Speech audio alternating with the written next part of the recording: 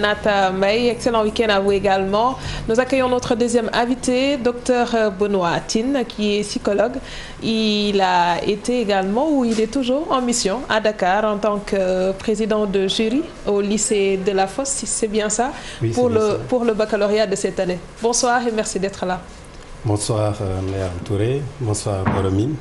Alors, comment aujourd'hui appréciez-vous le déroulé de l'examen de cette année dans un contexte de Covid-19?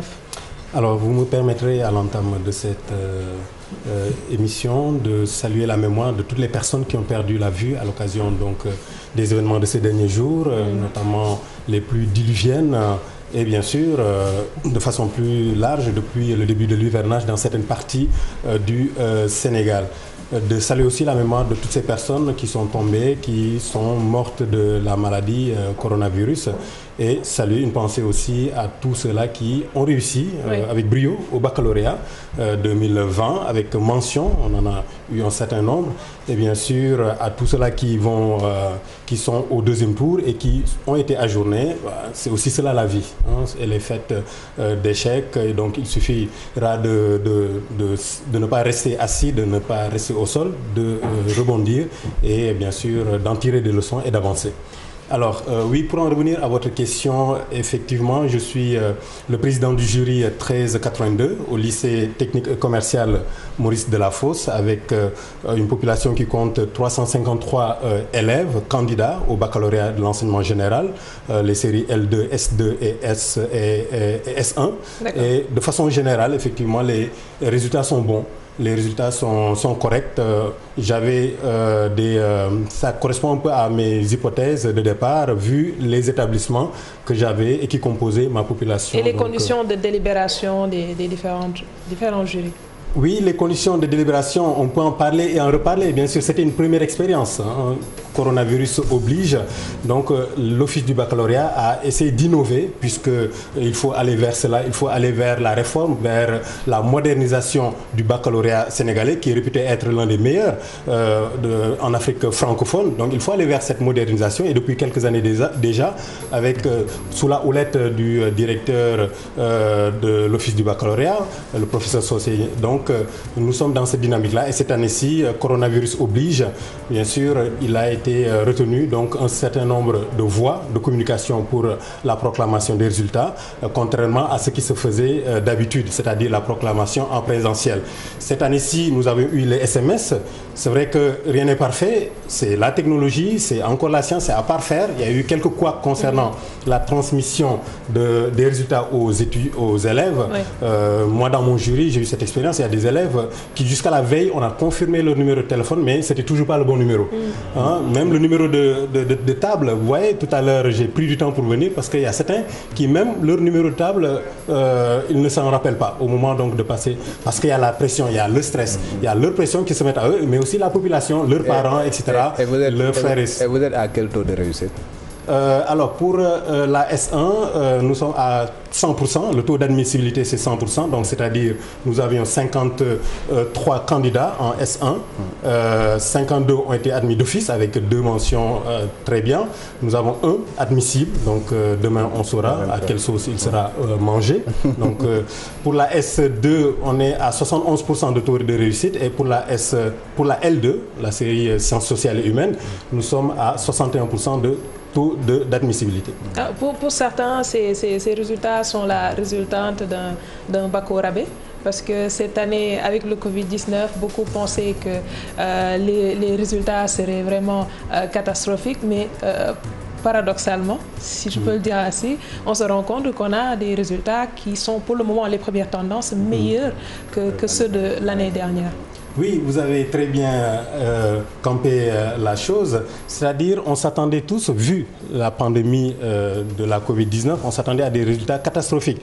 Puisque pendant des mois, 3 mois, voire 4 mois, ou 5 mois même, dans certains établissements, il n'y avait aucun enseignement, donc il n'y avait aucune forme d'apprentissage qui était organisée. Des étudiants, des élèves, bien sûr, ils ont, pour la plupart, moi, par exemple, pour la majeure du centre, mentionne très bien, que je salue d'ailleurs au passage, donc elle a étudié de chez elle. Elle n'a pas essayé donc d'avoir des cours de la plateforme, elle n'a du moins dans son école, ça ne s'organisait pas. Oui. Elle a tout simplement récupéré les cours des années antérieures pour réviser jour et nuit, pour réviser chez elle. Et c'est comme ça qu'elle est véritablement donc sortie majeure de sa promo. C'est pour dire que oui, c'est un peu paradoxal que dans une situation de pandémie, que les élèves arrivent à aller, c'est comme si c'était un sursaut. Un sursaut, c'est-à-dire oui, on s'attendait à ce qu'il y ait une catastrophe, mais c'est le contraire qui se produit et on a de très bons résultats. Mais qu'est-ce qui l'explique? Est-ce que c'est parce que vous avez été magnanime quand même dans vos corrections? Non, les correcteurs, ils ont corrigé comme d'habitude, ils n'ont reçu aucune consigne. Il y a eu d'abord la concertation quand ils arrivent, donc ils se concertent entre eux. Dans le secteur plateau par exemple, tous les enseignants d'une discipline se réunissent dans un établissement pour se concerter. Et bien sûr, moi à mon avis, c'est un peu un sursaut d'orgueil de la part des élèves qui se disent, malgré la maladie, malgré la pandémie, malgré les conditions dans lesquelles cette année-ci s'est organisée, nous allons quand même, on y croit et on va donner le meilleur de nous-mêmes. Comme je vous disais, cette étudiante majeure du centre, mais elle a étudié de chez elle, oui. Avec ses propres moyens, avec ses propres outils, et elle est arrivée donc à atteindre son objectif, c'est-à-dire avoir le baccalauréat, et avec une mention très bien. À côté, vous officiez également à l'université Assane Seck de Ziguinchor. Oui. Qu'est-ce que vous pouvez nous dire sur les conditions de reprise des cours? Alors pour l'université Assane Seck de Ziguinchor, la reprise s'organise en deux temps. Il y a l'UFR des sciences de la santé qui a repris les enseignements, le chemin des amphis depuis le 1er septembre.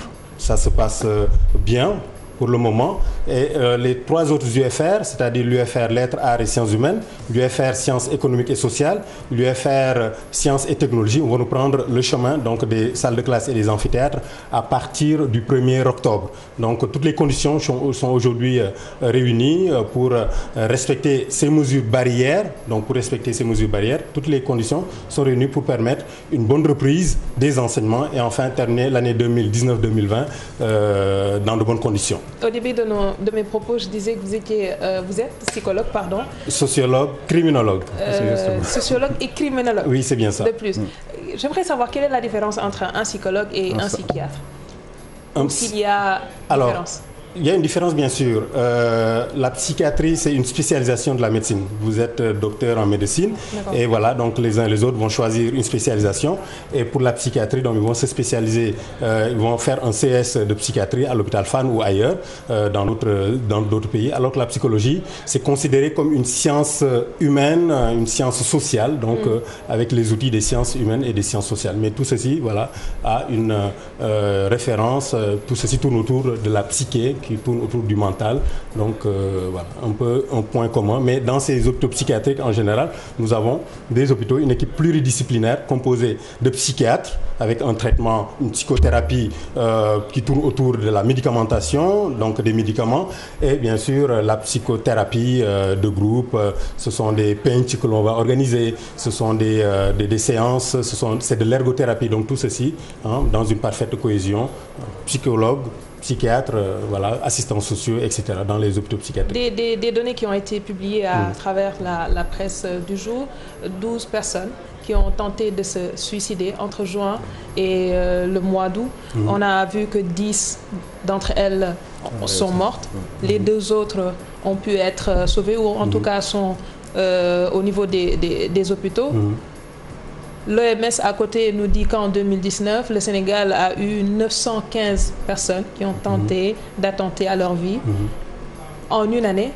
J'aimerais savoir qu'est-ce qui motiverait le Sénégalais lambda ou le citoyen à vouloir tenter de se donner la mort. Oui, si on s'en tient à la définition du suicide, vous avez tout cas de mort qui résulte directement ou indirectement d'un acte positif ou négatif accompli par la personne, par la victime elle-même, et qu'elle savait devoir produire ce résultat. C'est-à-dire la personne est consciente que cet acte-là, donc de façon volontaire ou involontaire, aboutirait donc à cela. Ce qui exclut tout ce qui est tentative, ce qui exclut aussi tous les cas de mort par suicide, mais dû à une pathologie mentale. Vous savez, voilà, donc il y a deux volets, il y a le suicide normal et le suicide pathologique. Il y a des maladies psychiatriques, des pathologies psychiatriques qui prédisposent les uns et les autres à se suicider. Donc ça relève du volet psychiatrique, mais votre question justement va tend vers cette définition ou tend vers l'aspect sociologique en tant que tel. Et effectivement, on voit de temps en temps des cas de personnes qui ont tenté de mettre fin à leur vie ou qui ont réussi donc à mettre fin à leur vie. Alors, effectivement, on a parlé de recrudescence. Je ne parlerai pas de recrudescence en tant que telle parce qu'on n'a pas une visibilité dans les statistiques de ces dernières années. Et nous, dans le cadre de l'Observatoire de la déviance qui réunit les criminologues, criminalistiques, l'OCRETIS par exemple, et un certain nombre de personnes ressources, on essaie d'avoir une certaine étude longitudinale dans le temps qui permettra, à un moment donné, dans quelques années, de savoir si le suicide de façon générale et sur les faits de déviance en tant que tel connaissent une progression, une hausse ou une baisse. Donc ça, c'est une étude qui commence, qui avance. Je suis d'accord avec vous à propos de ces statistiques-là, bien sûr, à prendre avec des pincettes. Vous savez, en matière de criminologie, il y a ce qu'on appelle les chiffres gris et les chiffres noirs. Les chiffres gris, c'est ce que la presse va relayer, c'est ce que la police va proclamer, c'est ce que l'OMS va en tant que tel donner à la population. Mais il y a le chiffre noir, c'est-à-dire toutes ces personnes qui ont décidé de mettre fin à leur vie, qui sont victimes d'homicides, etc., mais qui ne sont pas connues de ces organes de recension, de ces organes qui enregistrent ces formes de violence. Est-ce que la cellule familiale est en mesure de détecter ce genre de situation à travers des proches, qu'on se rende compte que cette personne peut-être souffre de dépression? Est-ce que la cellule familiale peut détecter cela? Alors moi, les études que je mène en Casamance en général et de façon particulière à Ziguinchor montrent que nous sommes dans une période, nous sommes à la croisée des chemins en fait. Nous sommes à la croisée des chemins, c'est-à-dire que nous avons encore un pan de notre histoire, un pan de notre culture qui est là, mais qui se voit un peu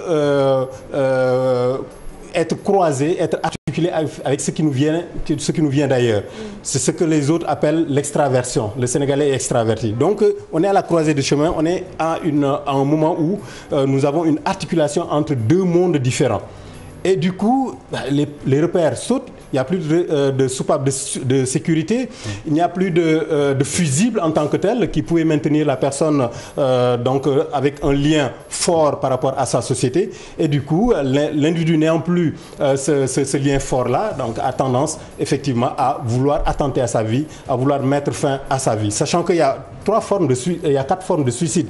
Il y a le suicide par défaut d'intégration. Vous avez le suicide par défaut d'intégration, le suicide par excès d'intégration. L'individu, c'est le suicide altruiste. L'individu est trop intégré dans le groupe, d'accord, et il est capable de pouvoir... Docteur, si je reformule un tout petit peu la question de Aram, est-ce qu'il y a des indicateurs pour voir si quelqu'un a des tendances suicidaires pour pouvoir réagir à temps pour éviter quand même le pire? Oui, alors dans les hôpitaux psychiatriques, oui, il y a ces formes-là qu'on peut détecter, c'est-à-dire un renfermement sur soi-même. Vous avez des individus qui vont fumer de la drogue. Ça aussi, c'est un danger par rapport à cela. Je parle du suicide, mais de façon générale, de toutes ces formes de violence exercées sur l'individu. Il y a un certain nombre d'attitudes. L'individu, par exemple, qui avait une certaine organisation dans sa journée et qui, du jour au lendemain, décide de ne plus s'alimenter, décide de s'enfermer dans sa chambre, décide de ne plus parler à personne, décide de revendre ou de vendre ses habits les uns après les autres, décide en tout cas de mettre un frein à toutes ces habitudes. À ce moment-là, oui, il y a intérêt, il y a lieu donc de tirer la sonnette d'alarme et essayer certainement d'aller vers cette personne-là et de parler à cette personne. Et malheureusement, comme je le disais tout à l'heure, c'est ce qui manque de plus en plus dans nos sociétés africaines, surtout dans les grandes capitales régionales comme ici à Dakar, et parce qu'on est toujours en train de partir, on est toujours en train de courir, les uns et les autres n'ont plus le temps. Cette culture d'aller vers les spécialistes comme vous, se faire consulter, ou en tout cas que la famille s'approche de professionnels comme vous qui puissent les aider par rapport à leurs besoins? Oui, malheureusement, nous n'avons pas ce réflexe-là. Ça commence à venir, mais on n'a pas systématiquement... parce qu'il y a la stigmatisation. Oui, peut-être que dans le quartier, les gens ne voudront pas. Il y a des études en socio-anthropologie qui montrent un peu l'itinéraire thérapeutique de toutes ces personnes-là, qui avant d'aller à l'hôpital, bien sûr, cet individu passera par un certain nombre d'individus tels que les marabouts, tels que les charlatans, etc. Et avant d'arriver dans ces structures officielles-là, parfois il est trop tard. Donc il y a cette perte de temps-là de la part de ces personnes. Mais juste pour vous dire qu'on assiste à une déliquescence du lien social. Donc avec l'anonymat de la ville, avec l'urbanisation, les uns n'ont plus le temps pour les autres. Et bien sûr, l'individu livré à lui-même, laissé à lui-même, ne trouve peut-être parfois pas la nécessité ne trouve plus goût à la vie et préfère mettre fin tout simplement à sa vie. On a noté également ces derniers temps des forces de sécurité qui attendent à leur vie à partir de leurs armes de service.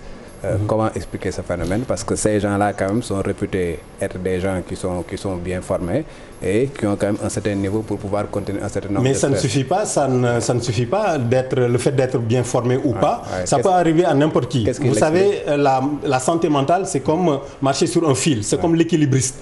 À tout moment, il peut tomber. Qu'il ait fait des études ou pas, qu'il soit gradé ou pas, à tout moment, donc, on peut tomber dans le vide. Et effectivement, à un moment donné, oui, c'est pas impossible que quelqu'un soit dans le noir, soit gagné par un certain nombre de problèmes et que cet individu n'est pas, n'est-ce pas, un répondant, n'est pas un vis-à-vis, n'est pas une épaule ou une oreille attentive à ces problèmes. Et bien sûr, donc ça aboutit à ce que nous connaissons de temps à autre, que vous l'avez cité tout à l'heure, donc les policiers. C'est un exemple parmi tant d'autres. C'est un exemple parmi tant d'autres. Une mère de famille qui a mis fin à la vie de sa fille pour disons, éviter le déshonneur dans le quartier. On en a également un autre cas, un père de famille qui a tué sa famille avant de se donner la mort. Est-ce qu'aujourd'hui, la société sénégalaise est devenue violente? Je ne dirais pas cela de façon directe. Je pense qu'il faut aussi partir d'études. D'études scientifiques, c'est ce que nous sommes en train de faire à Ziguinchor. Tout cas est unique. Tout cas est spécifique et je me hâte du moins j'essaie de ne pas entrer dans ces généralisations.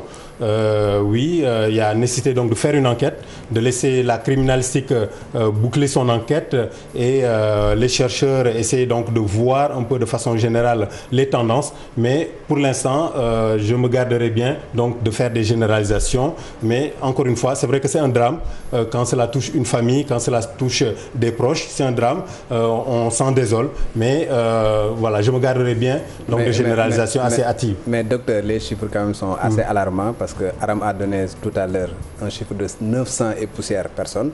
Quand on sait qu'au Sénégal quand même nous avons une population qui est croyante parce que nous avons 95% de musulmans et nous avons également 3 à 4% de chrétiens et dans toutes ces confessions-là, le suicide est proscrit. Comment expliquer cela? Le suicide est proscrit, c'est ce que je disais tout à l'heure. C'est vrai que nous avons une population. Après, il y a être musulman, être chrétien, etc. et le pratiquer. Voilà, il y a certains qui l'affichent tout simplement sans pour autant le pratiquer. Mais pour aller au-delà de tout ceci, les causes sont multiples. Et les disciplines aussi qui essaient de travailler sur ces questions-là sont nombreuses. Donc ce sont des questions pluridisciplinaires. Est-ce que vous voyez? Et cela n'explique pas le fait que quelqu'un, à un moment donné, soit dans une situation, donc soit dans un passage à vide, soit dans une période assez compliquée et que cette personne-là n'est pas donc de répondant, comme je le disais tout à l'heure, à même de pouvoir le réconforter, à même de pouvoir lui tendre la main et continuer donc traverser cette période-là. Est-ce que selon vous la santé mentale est une donnée qui est intégrée dans nos politiques de santé publique? Pas assez à mon avis, elle n'est pas suffisamment prise en compte. Vous avez des régions où il n'y a pas pratiquement d'hôpitaux psychiatriques. Vous voyez, pour toute la Casamance, vous n'avez que le centre Émile Badiane au quartier Kenya. Donc il y a la santé de façon générale, mais la santé psychiatrique, la santé mentale, je pense qu'il y a encore des efforts à faire à ce niveau-là. Une sensibilisation aussi à faire à ce niveau. C'est vrai que ce n'est pas encore dans notre culture, dans nos pratiques. pratique d'aller consulter un médecin psychiatre, d'aller consulter un psychologue, parce qu'on avait des personnes dans le milieu familial qui jouaient ce rôle-là, mais on voit que ces personnes le jouent de moins en moins parce que certainement elles n'ont plus le temps, parce qu'elles sont dans d'autres sphères, dans d'autres dynamiques, et voilà, laissant ce vide-là, je pense qu'il y a intérêt pour les autorités donc à valoriser, à mettre en avant un peu cette santé mentale, et les populations aussi, donc d'aller dans ce sens-là, et c'est ce qui justifie l'ouverture prochaine d'une UFR de psychologie à Kolda, donc une UFR qui dépendrait de l'université Assane Seck de Ziguinchor, enfin pour qu'on puisse faire un cursus en psychologie au Sénégal, parce que la demande est de plus en plus importante. Merci beaucoup, docteur Benoît Tine, psychologue, sociologue, spécialiste en criminalité, entre autres casquettes. Merci pour la disponibilité. Merci également à Daouda Mine et à vous qui nous suivez de partout. On vous souhaite un excellent week-end en compagnie de nos programmes. Et un peu plus tard, Der sera là avec son équipe dans Jakaarlo bi. Passez une bonne soirée.